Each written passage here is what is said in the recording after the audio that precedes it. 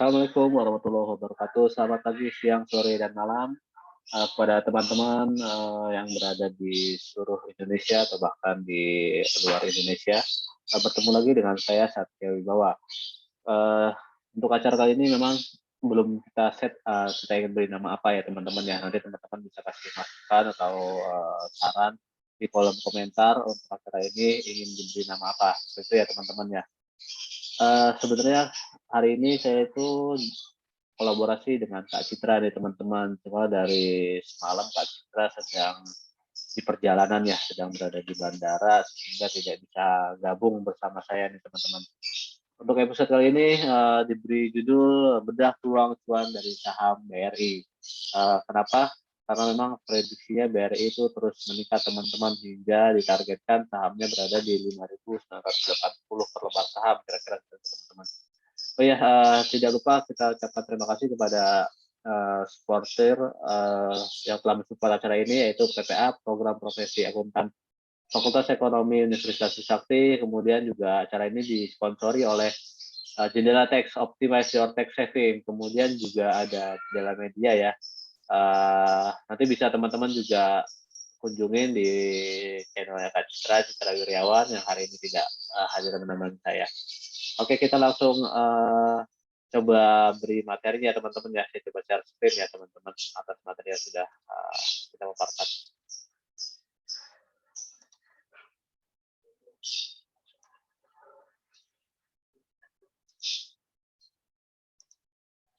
Oke, sebelumnya saya ingin menyampaikan bahwa ulasan ini, review ini adalah murni dari analisa saya berdasarkan keilmuan yang saya dapat, berdasarkan keilmiahan. Uh, Video ini dibuat bukan merupakan ajakan kepada teman-teman investor, retail investor, dan lain-lain untuk melepas atau membeli saham BRI atau saham-saham lainnya yang akan diulas pada video-video ini ya teman-teman ya. Jadi segala resiko ataupun benefit yang teman-teman dapatkan itu murni punya teman-teman gitu ya. Seperti itu teman-teman ya. Kita langsung masuk ke sekilas tentang BRI. Sebenarnya teman-teman udah tahu BRI itu apa ya? BRI itu singkatan dari Bank Rakyat Indonesia ya teman-teman ya. BRI itu merupakan salah satu BUMN bank terbesar di Indonesia teman-teman, bahkan merupakan bisa dibilang pionir dari bank di Indonesia ya teman-teman ya. BRI sendiri didirikan di Purwokerto teman-teman, di Jawa Tengah oleh Raden B. Arya Wiraatmaja di tanggal 16 Desember 1895. Wah, ini ada sejauh sebelum Indonesia merdeka nih teman-teman. Makanya kan identik BRI itu identik dengan bank daerah ya. Jadi pokoknya di daerah tuh memang dikuasain atau bahkan dimonopoli oleh BRI karena memang bisa jadi lahirnya dari daerah nih teman-teman, di daerah Purwokerto seperti itu. Oke, kita masuk. Ini adalah capture dari harga saham BRI yang sebelah kiri ini adalah posisi di 5 hari terakhir teman-teman, tanggal 17 Juni 2022 ya teman-teman ya. Grafik menunjukkan berada di level hijau, artinya berada lebih tinggi dari harga mukanya teman-teman. Di sini dibuka untuk sebelum 14 Juni berada di bawah 4.200 ya teman-teman ya. Kemudian pada sempat fluktuatif mengalami naik turun. Di 17 Juni ini berada di 4370 teman-teman. Artinya meskipun naik turun, tapi dalam 5 hari terakhir sampai dengan 17 Juni 2022 saham BRI mengalami kenaikan teman-teman sekitar 2,34% teman-teman. Kemudian kenapa kita harus flashback melihat sesuatu itu secara historis ya teman-teman ya, karena kita nggak bisa menilai sesuatu itu bagus atau enggak terlebih lagi ini adalah sebuah perusahaan hanya dengan 1 hari terakhir, 5 hari terakhir atau bahkan 1 hari terakhir nggak bisa, setidaknya dalam 1 tahun terakhir atau dalam periode berjalan ya. Nah, karena ini disajikan year to date teman-teman. Year to date itu adalah dari Januari 2022 hingga 17 Juni 2022 teman-teman. Di mana posisi terakhir 17 Juni 2022 adalah 4.370 rupiah per lembar saham teman-teman. Di mana dibuka pada awal tahun itu berada di 4.200 teman-teman, seperti itu. Ini kita bisa lihat eee, dibuka 4.370, tertingginya pernah menyentuh 4.400 teman-teman. Kemudian dari titik terendah turun 20 poin, di 4.350. Biasanya titik terendah ini terjadi karena, eee, adanya hari libur nasional itu teman-teman. Jadi memang efek tutup, biasanya terjadi penurunan pada hari itu, gitu. Kemudian kita lihat kapitalisasi pasar ini adalah, bisa dibilang sederhananya adalah modal yang dimiliki oleh BRI ya teman-teman ya, ada di 655,69 triliun teman-teman. Jadi teman-teman, ini dalam satuan rupiah, teman-teman bisa memperkirakan seberapa banyak, modal yang dimiliki oleh BRI. Kemudian rasio PE ini adalah rasio price earning teman-teman, yang berada di 16,8 kali. Artinya 16, dalam satu kali modal, BRI bisa menghasilkan 16,8 kali lipatnya teman-teman, seperti itu. Kemudian memang agak kurang ini nih, kurang interaktif deh episode kali ini, karena biasanya saya ditemani oleh, co-host atau teman-teman gitu ya, yang nanti akan ada interaksi saling jawab. Tapi ya udah kita coba, eee, ulas. Kita lanjutkan, ini adalah, data dikutip dari Mirai Asset ya teman-teman ya. Mirai Asset ini adalah, perusahaan sekuritas yang sudah berpengalaman, yang sudah berizin gitu ya teman-teman ya. Kita bisa lihat di sebelah kiri atas, ini ada grafik warna orange menunjukkan grafik, dari BBRI teman-teman. BBRI itu adalah kode saham dari BRI ya teman-teman ya. Kemudian grafik hitam adalah GCI, Jakarta Capital Index teman-teman, atau atau nama lainnya adalah IHSG ya, Indeks Harga Saham Gabungan.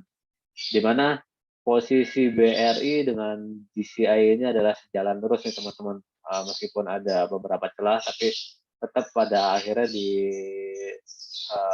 terakhir ini dia bisa, saham BRI ini bisa ngikutin dari saham GCI-nya teman-teman, gitu. Ini adalah grafik per 2 bulan, bisa dilihat di sini adalah bulan April, 2021, kemudian Juni 2021 hingga April 2022 teman-teman. Di mana dalam, kurun waktu setahun terakhir ini April 2021 hingga April 2022 mengalami peningkatan teman-teman, seperti itu. Ini, bagian yang highlight-highlight aja yang akan kita ulas ya teman-teman ya. Jadi nanti ada yang beberapa yang kita skip. Ini ada share price-nya ini lumayan tinggi teman-teman, ada di 4.840 ya per 25 April 2022 ya. Terus seperti yang dia sudah sebutkan bahwa sampai menyentuh titik 4.800 gitu teman-teman. Kemudian kita bisa lihat di earning per share-nya ini tinggi teman-teman. Earning per share-nya ini adalah laba per lembar saham ya, di mana dalam persennya adalah 69,6%. Ini cukup tinggi teman-teman, bahkan sangat tinggi ya kalau saya bilang itu sangat tinggi seperti itu ya, dibanding ada yang pernah di perusahaan lain hanya 20 kalinya seperti itu ya. Cuma balik lagi ketika membandingkan suatu hal itu harus apple to apple, ketika membandingkan bank berarti harus juga sektor bank. Kemudian kita lihat kapitalisasinya, jika kapitalisasinya kecil meskipun sama-sama bank juga tidak bisa tuh teman-teman. Teman-teman harus berimbang, kapitalisasi besar dengan kapitalisasi yang besar. Seperti itu teman-teman. Kita bisa lihat kemudian ada di industri PE ya teman-teman ya.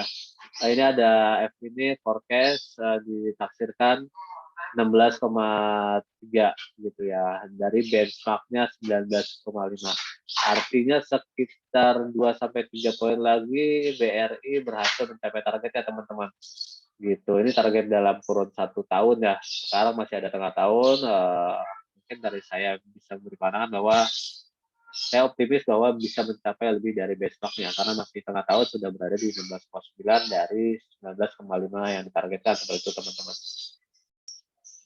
Kemudian kita bisa lihat dari share performance-nya teman-teman. Kalau share performance-nya ini dalam satuan persen, ini dalam tekanannya adalah dalam satuan 1 bulan, 6 bulan, kemudian dalam 12 bulan, di mana absolut ini adalah analisa terhadap nilai tetap suatu perusahaan. Biasanya itu dari kekuatan atau kinerja keuangan perusahaan tersebut, seperti rasio keuangannya seperti apa, gitu ya, rasio likuiditasnya seperti apa, gitu, dalam memberi valuasi terhadap suatu perusahaan.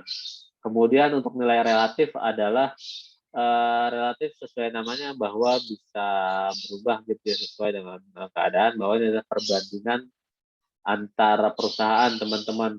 Misalkan ini BBRI berbandingnya berarti dengan BNI atau Bank Mandiri ya, karena untuk kemudian juga dengan BCA. karena 4 itulah 4 bank terbesar di Indonesia ya. Ini ada titik minus 0,3, 2,9 dan minus 3,2. Kemudian mana sih yang lebih baik kita melihat suatu valuasi perusahaan itu apakah absolut atau relatif? Tentunya kalau menurut saya pribadi adalah kita bisa melihat dari absolutnya karena itu adalah benar-benar nilai yang perusahaan itu miliki. Seperti itu. Berarti untuk absolutnya berada di titik positif semua ya teman-teman ya, bisa disimpulkan bahwa hal ini sangat-sangat baik gitu ya.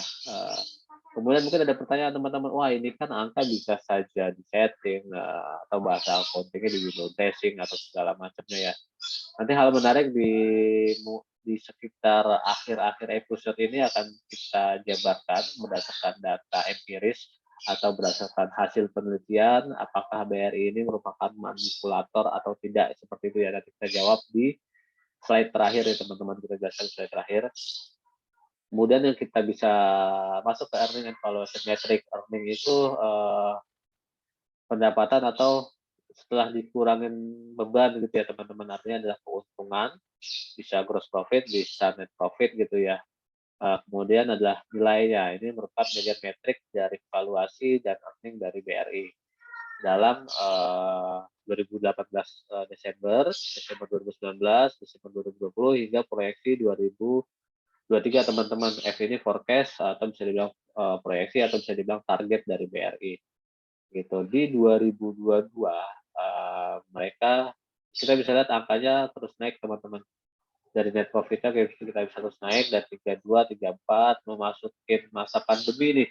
Di 2020 masa pandemi cukup sulit buat BRI, mengalami penurunan, kemudian di 2022 kembali stabil bahkan jauh naiknya jauh gitu ya, agak terlibat ya bahasanya.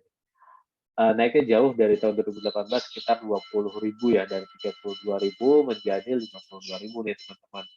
Gitu. Apalagi sekarang udah memasuki masa endemi, jadi bisa lebih naik lagi BRI gitu ya. Seperti itu. Relative profitnya naik, kemudian kita bisa lihat earning per share-nya juga naik teman-teman di 349. Jadi teman-teman yang memiliki kepemilikan di BRI besar kemungkinan akan mendapat dividen. Tapi kembali lagi kepada RUPS, apakah dividen akan dibagikan atau tidak, seperti itu ya teman-teman ya. Wah ini ada gangguan voice dari latar, teman-teman mohon dimaklumi ya. Gitu. Kemudian juga kita masuk di yang pentingnya kita bisa lihat nih di ROE nih, return on equity ya, artinya kembalinya modal itu berapa sih dari yang sudah dihasilkan gitu ya, atau seberapa efektif sih modal yang terpakai buat menghasilkan laba gitu ya. Cukup tinggi ya teman-teman ya, berada di 16,2, artinya 16 kali lipat nih teman-teman dari modal yang ada bisa menghasilkan laba gitu ya, atau laba yang kembali menjadi modal itu sekitar 16,2 kali lipat. Di mana angka ini naik dari 2021, naik dari 2020 seperti teman-teman ya. Dari masa pandemi ini naik, kemudian juga sebentar lagi akan masuk di 17 gitu ya dalam setengah tahun, dan 16,2 kita sama-sama optimis bahwa pada akhir tahun 2022 BRI bisa melebihi 16,2. Ini 16,2 adalah nilai forecast-nya teman-teman ya. Targetkan seperti itu. Oke, kita bisa masuk kemudian penjelasan growth atau apa?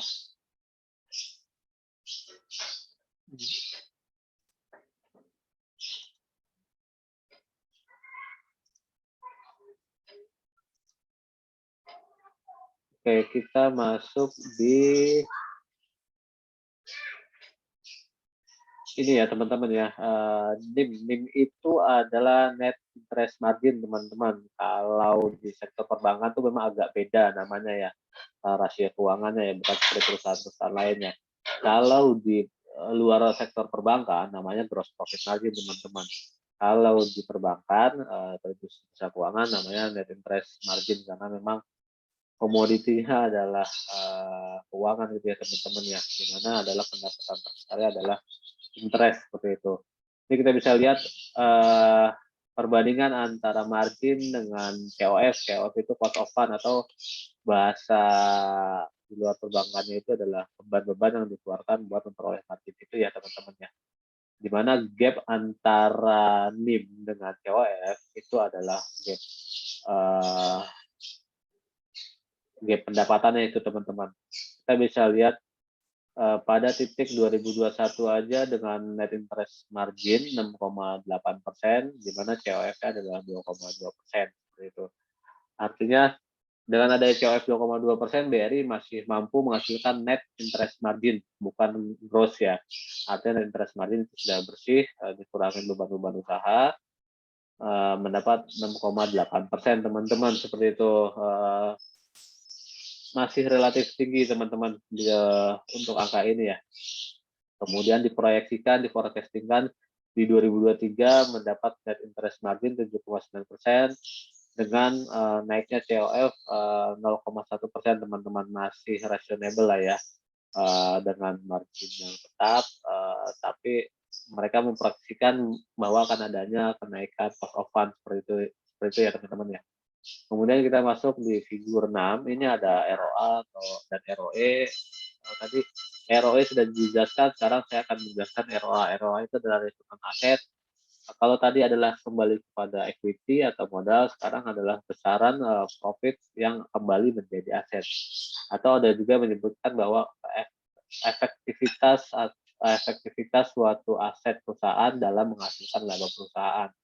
Seperti itu singkatnya teman-teman.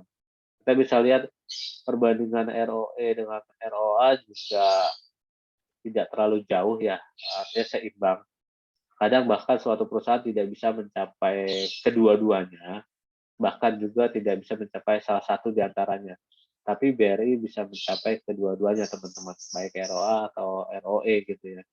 Kita bisa lihat di tahun 2016 ke 2021 memang mengalami penurunan teman-teman, bisa dikarenakan karena adanya sosial, kemudian adanya juga 2019 sampai 2021 kita mengalami, seluruh dunia mengalami pandemi seperti itu ya. Ini di 2021 mengalami mendapatkan ROE 10,8% dengan ROA-nya 1,9% seperti itu teman-teman. Masih relatif baik, di mana 1,9% ini bisa dibilang ini setelah ini ya teman-teman, angka ini adalah setelah dikurangi dengan beban usaha, beban administrasi, kemudian dengan fixed cost seperti itu ya. Jadi kita bisa lihat relatif baik teman-teman, angkanya tidak berada di angka negatif seperti itu ya. Kemudian juga untuk menjawab apakah ini settingan atau enggak, kita nanti jawab berdasarkan bukti empiris atau berdasarkan pengujian dengan metode yang memang sudah disahkan oleh seluruh dunia teman-teman, mengenai apakah si BRI ini manipulator atau tidak, kita jawab nanti ya teman-teman ya. Oke, kita lanjut di loan growth-nya. Loan growth ini adalah pertumbuhan dari pinjaman dari BRI. Kita bisa lihat terbesarnya adalah di mikro. Karena memang terkenal BRI itu adalah termurah secara interest untuk UMKM ya teman-teman. Yang untuk mikro memang BRI terkenal lah. Bahkan mereka sebagai market ini tidak perlu mencari nasabah yang akan mencari BRI. Seperti itu ya teman-teman ya. Dimana grafik terendah ini ada di medium ya teman-teman. Ada di medium, kemudian juga corporate berada di tengah-tengah ya, penyelenggaraan corporate. Ini adalah pemetaan berdasarkan tingkatannya teman-teman ya. Kemudian ada deposit growth yang tumbuh. Kita bisa lihat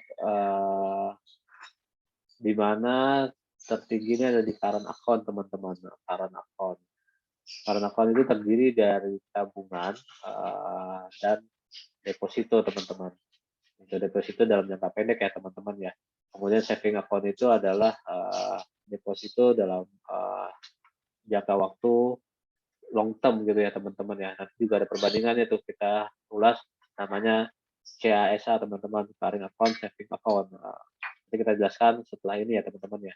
Kemudian ada asset quality matrix. Asset quality ini adalah produktivitas aset dari BRI buat menekan NPL. NPL itu non performing loan ya, atau pinjaman-pinjaman yang bisa dikatakan bermasalah seperti itu ya teman-teman ya. Di mana aset kualitasnya adalah 3,1%. Kemudian dari NPL yang terserap di 276%, artinya mungkin barang sita atau segala macamnya mampu menyerap 276% NPL-nya seperti itu teman-teman. Gitu. Jadi ada tata kelola, kita biasanya nyebutnya di bank itu manajemen risk di operasional gitu ya. Dan BRI menunjukkan bahwa aset quality-nya ini bukan hanya ditahan oleh BRI, tapi dikembalikan lagi, diputar lagi, biar bisa tersalurkan lagi oleh masyarakat, tidak tertahan di situ aja teman-teman. Seperti itu. Kemudian kita bisa lihat key financial highlight-nya atau sebenarnya adalah sorotan atau ya sorotan lah ya, sorotan keuangan yang terpenting dari perusahaan hari ini. Ini dari kuartal 21, kuartal 1 di tahun 2021 hingga kuartal pertama di 2022 gitu ya. Dari year on year-nya kita lihat langsung perubahannya teman-teman, gak usah bingung lihat angkanya, langsung lihat sebelah kanan di change. CHG ini singkatan dari change atau perubahan. YOY ini year on year dari tahun ke tahun. Artinya bahwa kuartal 1 di 2022 dibandingkan dengan kuartal 1 di 2021. Ini mengalami peningkatan di interest income-nya sebesar 5,9% teman-teman. Gitu. Naiknya 5,9%, tapi netnya berapa? Kita langsung lihat netnya aja. Net interest income-nya tadi ada di sini disebutkan 12,1%, nilainya cukup tinggi teman-teman di 12,1%.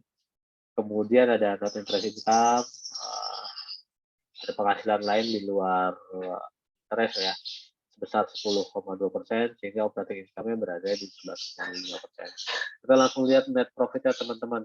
Net profit-nya sangat tinggi ya, 78,2% teman-teman. Jadi bisa dibayangkan tuh kenapa BRI bisa tumbuh. Ya, kita bisa lihat net profit-nya aja 78,2% teman-teman. Seperti itu. Kemudian kita bisa lihat total depositnya ini ada 7,4%. Nah, ini kita bahas masalah dasar ya teman-teman. CASA rasio.